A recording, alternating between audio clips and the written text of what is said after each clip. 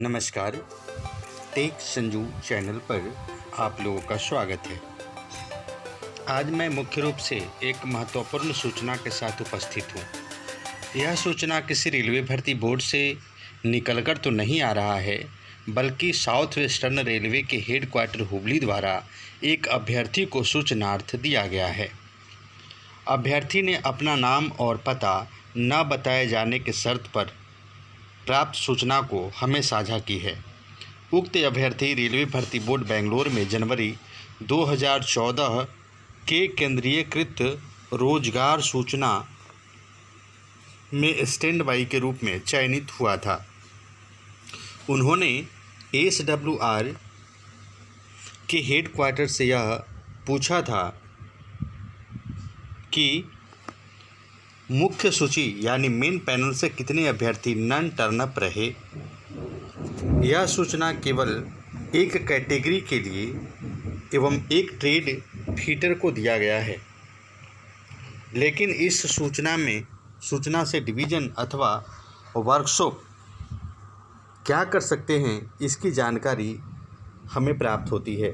तो आइए सबसे पहले मैं इस सूचना को आपसे साझा करता हूँ, शेयर करता हूँ। An indent for 37 south western railway fitter workshop was sent to railway recruitment board Bengaluru on 11/12/2013। यहाँ क्लियर बताया गया है, स्पष्ट रूप से बताया जा रहा है कि 37 इंडेंट थे जिन्हें 11/12/2013 को रेलवे रिक्रूटमेंट बोर्ड बेंगलोर को रिक्रूट करने के लिए भेजा गया था, बहाली करने को भेजा गया था। फर्दर यानी आगे the indent was enhanced from 37 to 74 duly taking factors such as inter railway transfers lead period etc। हुआ क्या कि 37 जो वैकेंसी पूर्व में दी गई थी, उस वैकेंसी को इंक्रीज करते हुए, इन्हेंस करते हुए 74 कर दिया गया। और इसका कारण था इंटर रेलवे ट्रांसफ़र और रिटायरमेंट वगैरह। There's vacancies was notified in centralised employment notice number January 2014 category number 66 and medical category 61। मैंने पहले ही बताया था कि यह सिर्फ एक कैटेगरी और एक ट्रेड के लिए यह सूचना प्राप्त हुई है, लेकिन इससे आप समझ सकते हैं कि डिवीज़न या वर्कशॉप क्या कर सकते हैं, स्टैंड बाई कैंडिडेट्स के लिए क्या करते हैं। तो देयर वैकेंसी वाज नोटिफाइड, लेकिन जो वैकेंसी नोटिफाई किया गया RRB बेंगलोर के द्वारा जनवरी 2014 के नोटिफिकेशन में, वह 74 किया गया, क्योंकि 37 को इन्हेंस करके 74 किया गया था। By railway recruitment board Bengaluru and all 74 papers for fitter supplied from January 2015 to July 2016। और रिक्रूट करने के बाद, वैकेंसी यानी बहाली करने के बाद, रेलवे भर्ती बोर्ड बेंगलोर 74 पेपर्स को यानी 74 जो इंडेंट्स थे, उन्हें जनवरी 2015 से लेकर जुलाई 2016 तक वर्कशॉप को या डिवीज़न को दे दिया। Hubli workshop sought for 5 replacement papers. Hubli workshop जो था उसने 5 रिप्लेसमेंट पेपर बनाया, यानी हुबली वर्कशॉप ने जो नॉन टर्नअप रहे 5, आप देख सकते हैं पेपर्स 5 इनएफेक्टिव पेपर्स, यानी हुबली वर्कशॉप में 5 पेपर्स जो थे इनएफेक्टिव थे, यानी टर्नअप नहीं हो सके, तो उसके जगह पर 5 रिप्लेसमेंट पैनल की मांग हुबली वर्कशॉप के द्वारा किया गया। There were 2 and 3 ineffective papers respectively in Mysuru workshop and Bengaluru division. और इसी प्रकार से 2 और 3 और इनएफेक्टिव पेपर्स थे मैसूर वर्कशॉप का और बेंगलुरु डिवीज़न का, यानी 2 मैसूर में और 3 बेंगलुरु डिवीज़न में भी इनएफेक्टिव पेपर्स थे। नॉन टर्नअप का कंडीशन 2 और 3 था, यानी 5 और थे, यानी टोटल इनएफेक्टिव पेपर्स हो गए 10। 5 हुबली का हुआ और 5 मैसूर और बेंगलुरु मिलाकर हुआ। But replacement of same was not considered necessary. लेकिन यहाँ पर एक बहुत बड़ी बात कही जा रही है, but replacement of same was not considered necessary, लेकिन रिप्लेसमेंट को आवश्यक नहीं समझा गया due to restructuring of cadre. यहाँ पर कैडर का, कैंडिडेट्स का, इंडेंट का रीस्ट्रक्चरिंग कर दिया गया। तब उसके कारण 2 और 3, 2 जो मैसूर था और 3 जो बेंगलुरु था, उसको बुलाना यानी रिप्लेसमेंट का मांग करना आवश्यक नहीं समझा। Next cycle of assessment was done, और अगली वैकेंसी के लिए जो कि जनवरी 2018 में वैकेंसी आई थी, उस वैकेंसी के लिए नेक्स्ट असेसमेंट हुआ, was done and the following indents of technician in fitter टेट। तो जो फीटर टेट के जो इंडेंट्स थे उसे नेक्स्ट वैकेंसी में जनवरी 2018 के वैकेंसीज में जोड़ दिया गया, चाहे फीटर टेट, workshop, C&W, carriage and wagon, open line या वर्कशॉप के लिए जोड़ दिया गया। Have been placed and notified in centralised employment notice number January 2018। उन्हें जनवरी 2018 के नोटिफिकेशन में ऐड करते हुए नोटिफिकेशन के साथ पब्लिश कर दिया गया, दे दिया गया, यानी नेक्स्ट वैकेंसी में उन्हें ऐड कर दिया गया। आप देख सकते हैं serial number technician grade 3 carriage and wagon open line के लिए है। SBC यानी इसे बेंगलोर कैंट ही बोलते हैं 51, UBL जो लिखा हुआ है वो हुबली का है 42, MYS मैसूर का है 28। इस प्रकार से टोटल वैकेंसी यहाँ पर आ गई 121। जनवरी 2018 की वैकेंसी जो थी 121 कैरेज एंड वैगन की जो वैकेंसी थी RRB बेंगलोर की ओर से 121 थी। दूसरी फिर यहाँ पर वर्कशॉप में क्या हुआ कि यहाँ पर SBC यानी नहीं है, UBL मैसूर भी नहीं है, हुबली वर्कशॉप में 101, मैसूर वर्कशॉप में 40, यानी टोटल वैकेंसीज यहाँ पर आ गए 141। रीस्ट्रक्चरिंग होता क्या है यहाँ पर क्लियर किया गया है। The ministry of railways reviews cadres of certain group C staff periodically with the view of strengthen and rationalise the staffing pattern on railways, यानी मिनिस्ट्री ऑफ रेलवे रिव्यूज करती है कैडर को of certain group C staff periodically, मतलब एक अंतराल के बाद group C staff को railway ministry of railway cadres का रिव्यूज करती है, कितना का आवश्यक है, कितना ज़रूरी है, कितना ज़रूरी नहीं है। With the view of strengthen rationalise the staffing pattern on railways, तो उसमें रेशनलाइज किया जाता है स्टाफिंग पैटर्न का, कितने स्टाफ रहेंगे, कौन सा स्टाफ किस डिपार्टमेंट कितना रहेगा, इसके लिए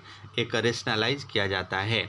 As a result of the review undertaken on the basis of functional, operational and administrative requirements, certain Group C categories of staff are restructured in accordance with the revised percentages।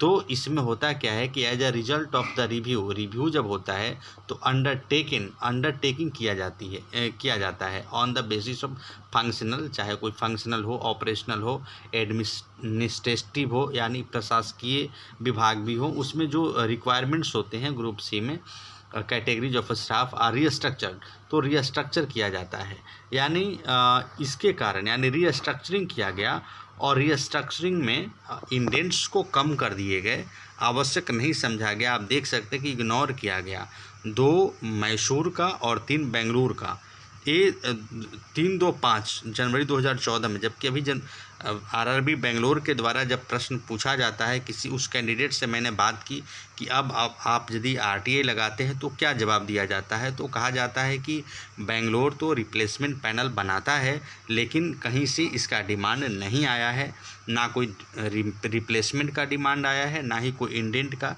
Demand आया है। तो आप देख सकते हैं कि किस प्रकार से इग्नोर भी किया जाता है। तो ये सूचना थी जिसे मैं आप लोगों के साथ साझा करना चाह रहा था। उस कैंडिडेट को भी बहुत बहुत धन्यवाद जिन्होंने मुझे यह सूचना दी है, और मैंने इसे आप लोगों के साथ शेयर किया, साझा। ये जो मैं सूचना दे रहा हूँ मुख्य रूप से यह बताने की कोशिश कर रहा हूँ कि RRB जिम्मेवार नहीं होता है स्टैंड बाई को पैनल देने के लिए। उसके पास ये नहीं है कि वो पैनल देगा या नहीं देगा।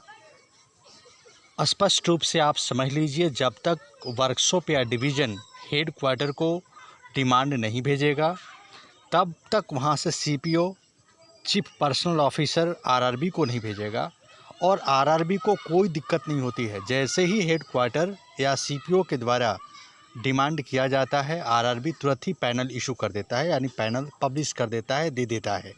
क्योंकि आरआरबी ये नहीं चाहता है कि उसके पास जो कैंडिडेट हैं वो पड़े रहें, वो क्लियर हो जाए, वो अच्छा होता है, अच्छा रहेगा, वो भी चाहता है कि हम दे दें।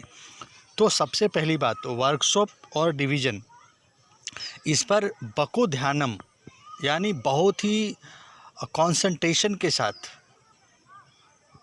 एकदम मतलब काफ़ी सतर्कतापूर्वक, सावधानीपूर्वक हमें यह पता लगाने की आवश्यकता है कि जनवरी 2018 के नोटिफिकेशन में किस पार्टिकुलर जिस स्टेट से आप हैं, जिस कैटेगरी के लिए आप सेलेक्टेड हुए हैं, उसमें कितने कैंडिडेट्स वहाँ पर नन टर्न अप रहे, कितने ने ज्वाइन किया, कितने ने ज्वाइन नहीं किया। और इसके बाद आप वहाँ वर्कशॉप और डिवीज़न को कह सकते हैं कि सर आप immediately you please send the demand for the replacement panel to the chief personnel officer. यानी आप जब कहेंगे या ना कहेंगे, नहीं भी कहेंगे, तो उन्हें एक उत्तरदायित्व बनती है कि वे चीफ पर्सनल ऑफिसर को भेजें। इसके बाद सीपीओ सर को और पूरे ऑल इंडिया हेड क्वार्टर के सीपीओ सर से अनुरोध करना होगा कि सर प्लीज़ कोताही न बरतें, काफ़ी समस्याएं आई हैं, रिक्रूटमेंट में काफ़ी डिले है, काफ़ी देर है, जितना जल्द हो सके आप कृपया पैनल को डिमांड को आरआरबी को भेजें, जिससे कि हमारा पैनल भी आ सके। धन्यवाद। तो इसलिए मैं सभी कैंडिडेट्स को, total stand by candidates, all India stand by candidates से अनुरोध करना चाहता हूं कि आप बिल्कुल सतर्कतापूर्वक, सावधानीपूर्वक और बिल्कुल विनम्र भाव से, लीगल तरीके से, you should not do any illegal work, unconstitutional work you should not do. कभी आप ऐसा मत कीजिए।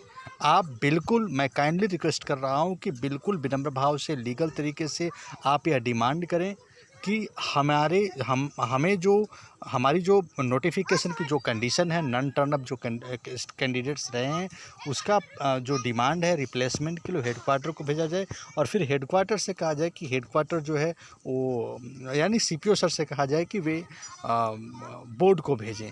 तो इस प्रकार से आपको जहाँ तक हो सकेगा रिप्लेसमेंट में जाएगा, फिर स्पेशल इंडेंट में जाएगा। इसके बाद फिर हम बोर्ड से रिक्वेस्ट करेंगे लास्ट, ये तो डाइवर्जन का तो कंडीशन लास्ट का होता है, अभी स्पेशल इंडेंट और रिप्लेसमेंट, ये दो चीज़ों का जो उत्तरदायित्व है, रिस्पॉन्सिबिलिटी है, ये सीपीओ सर के हाथ में होता है। तो मैं सभी all India stand by candidate से अनुरोध करता हूँ, रिक्वेस्ट करता हूँ कि आप सीपीओ सर से अनुरोध करेंगे और वर्कशॉप और डिवीज़न से आप पता करेंगे कि कितने नन टर्न अप कंडीशंस रहे, और उसके लिए आप एक कोऑर्डिनेशन करके बेहतर ढंग से आप इस कार्य को आगे बढ़ा सकते हैं। धन्यवाद। कृपया अगर मेरा वीडियो अच्छा लगा हो तो चैनल को सब्सक्राइब करें, लाइक करें, और चूँकि स्टैंड बाई कैंडिडेट्स के लिए स्पेशल है, इसलिए पूरे जगह, जितना जगह हो सके आप शेयर कर सकते हैं, ज़्यादा से ज़्यादा शेयर करने की कष्ट करें। धन्यवाद।